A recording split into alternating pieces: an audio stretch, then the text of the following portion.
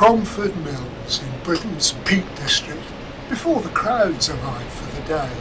The constant background noise is water flowing, cascading and driving ever onwards.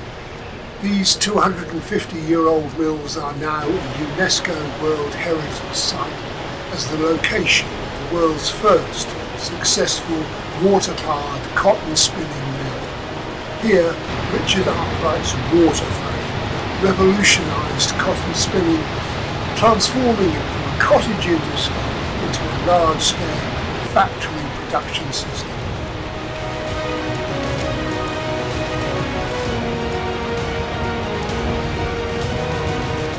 Arkwright chose Cromford because of its access to a reliable year-round water supply from the Bonsall Brook and Cromford Sough, a lead mine draining passage which took water from Worksworth lead mines and provided a consistent flow even in dry periods, and what's more, it was warm water thanks to geothermal heating and never froze, so the factory never had to stop.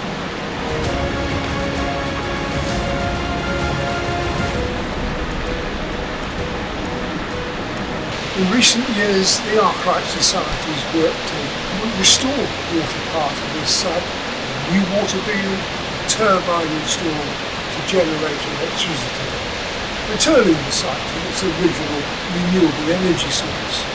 It's nice to see things going around in circles, isn't it?